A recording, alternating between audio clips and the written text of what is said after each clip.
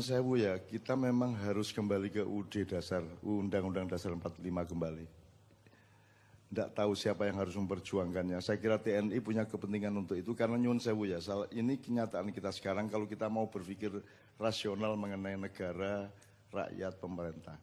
Kita tuh sekarang tidak punya negara. Kalau pakai rasionalitas ilmu itu. Yang ada itu tanah air, ya, pulau-pulau dan laut, penduduk Indonesia dan pemerintah Indonesia. Negara nggak ada lembaganya. TNI itu alat negara, bukan alat pemerintah. Polisi itu alat negara, bukan alat pemerintah. Ya. Tentara itu jaga pagarnya kebun yang namanya negara itu.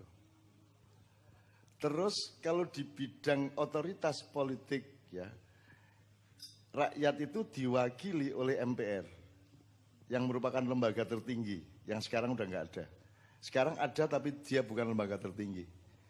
Dia cuman ginju, cuman apa ya? Lipstick lah. Sama dengan DPD. Sing penting ono lah, ono kene DPD, kene MPR. Gitu. MK itu lembaga negara. Mahkamah Konstitusi, KY, Komisi Yudisial, KPK itu lembaga negara, bukan anak buahnya tentara, bukan anak buahnya pemerintah dan presiden. Sebenarnya meskipun ini mungkin agak membuat kita menjadi berpikir untuk merubah sistem konstitusi dasar, tapi memang seharusnya ada pembagian tugas antara kepala negara dengan kepala pemerintahan. Wong Mojopahit aja udah gitu kok, Singosari aja udah gitu kok. Hayam Wuruk atau Kencana Wungu itu kepala negara. Kalau Bajah Mada itu Perdana Menteri, jadi dia kepala pemerintahan. Kepala pemerintahan tidak boleh melaksanakan kecuali yang dipolisikan oleh kepala negara. Jadi bendahara ora iso ngetokke duit ning dhek sing entuk ngarani ditokke nggo apa. Jadi bendahara itu menentukan ini uang untuk apa, tapi dia sendiri tidak bisa mengeluarkan uang. Sementara kasir itu dia yang melakukan uang tapi dia tidak bisa menentukan dikeluarkan untuk apa dan untuk siapa. Nah di Indonesia ini bendahara sama kasir jadi satu. Jadi mudah sekali korupsi, mudah sekali terjadi penyelewengan. Jadi sebenarnya kalau kita boleh berharap kepada TNI sebenarnya ya mbuh piye carane Pak, bebarengan ayo mengembalikan yang namanya NKRI harga mati adalah NKRI yang memang sudah didirikan oleh bapak-bapak kita dulu. Sekarang bukan NKRI yang dulu itu. Ya Pak Zahno ya. Sekarang ini bukan NKRI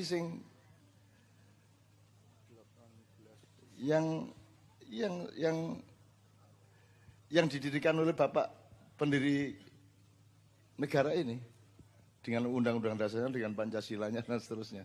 Saiki wis NKRI harga nyang-nyangan. Dan kalau memang harga mati kita harus kembalikan kepada harga yang sudah dipatok paten, yaitu UUD 45. Dan sekarang sudah dirubah sangat banyak dan ada 169 undang-undang yang bertentangan dengan apa yang dulu dipatok oleh bapak-bapak kita, mbah-mbah kita. Jadi teman-teman sekalian, termasuk proxy war yang beliau jelaskan tadi, menurut saya tidak akan bisa kita pertahankan kalau kita tidak punya soliditas negara, kan gitu. Jadi bapak-bapak sekalian, saya memberi sejumlah garis bawah bahwa yang disebut proxy war, perang asimetris dan seterusnya itu sudah masuk ke sini karena pagar negara ini wis dijebol kabeh. Saiki musang, beruang, kadal, ulo, terutama nogo, belang wis. Belang, tidak ada penjaganya. Tidak ada penjaganya. Gitu teman sekalian. Tidak ada yang jaga negara ini sekarang. Dan ini andalan kita cuma satu, yaitu gak ilok gitu. Awas loh, gak ilok loh, kualat loh gitu.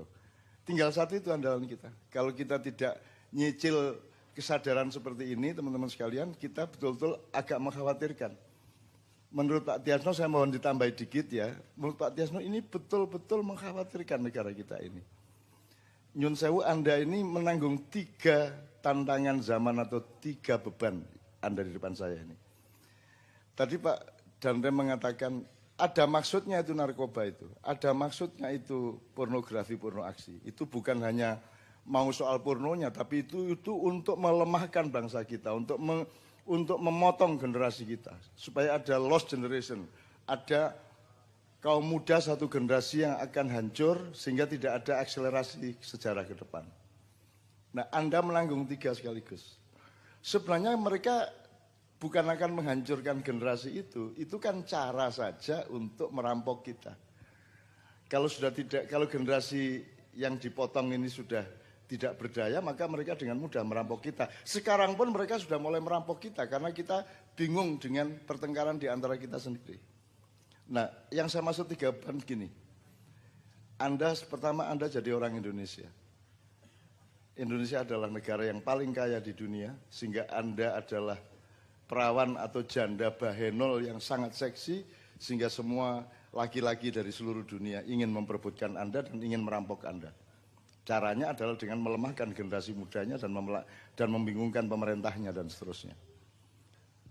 Bahkan kampus-kampus, universitas-universitas bisa dijadikan alat oleh mereka untuk menuju perampokan tanah air tadi itu. Nomor 2, jadi pertama sebagai orang Indonesia Anda menanggung beban sejarah itu. Nomor 2, Anda sebagai orang Islam.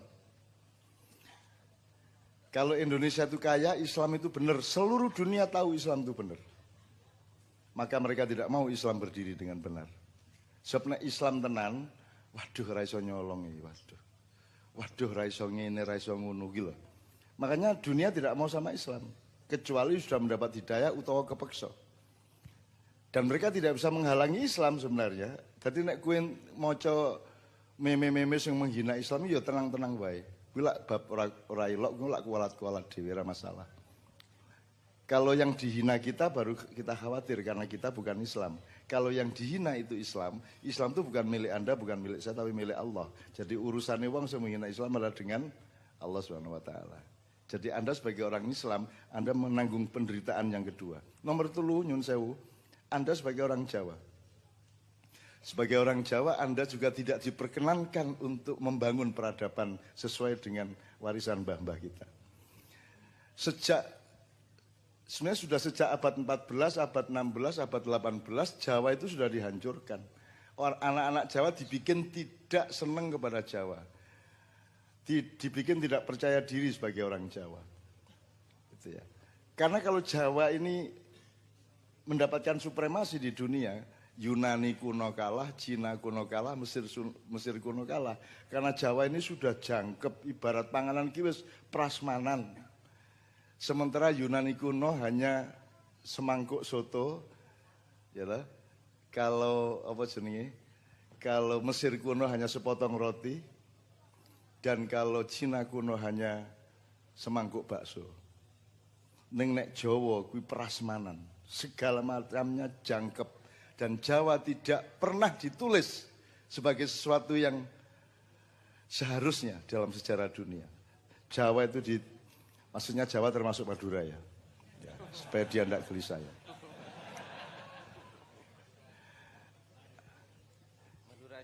Madura juga ya. Sebenarnya yang dimaksud Jawa itu tidak Jawa dalam pengertian sekarang, tapi dalam pengertian rumpun karena Melayu itu juga sebenarnya Jawa. Sementara orang Melayu bilang Jawa adalah Melayu, ora apa-apa lah. Ora apa-apa lah. Gitu loh. Yang penting etosnya, karakternya, kepribadiannya, kepercayaan dirinya terus dijaga. Melayu adalah Jawa atau Jawa adalah Melayu, Madura juga. Melayu juga Jawa, monggo ora masalah. Kita tidak usah bertengkar, termasuk Sunda tidak usah bertengkar. Yang penting karakter kesundaannya, karakter kejawaan dan kemelayuannya, apalagi kemaduraannya tetap kita pertahankan. Nah, makanya dalam dunia komunikasi, pendidikan, media massa, medsos, Jawa itu dihina-hina. Di TV Jakarta Jawa itu dihina-hina. Pokoknya anggar ono drama apa acara, anggar pembantu rumah tangga kudu Jawa. Kudu Jawa. Ora entuk kok wong Makassar pembantu rumah tangga, ora cocok. Kan gitu. Kudu Jawa. Pokoknya sing nggawa gombal-gombal kayak kudu Jawa. Dan jadi hinaan luar biasa.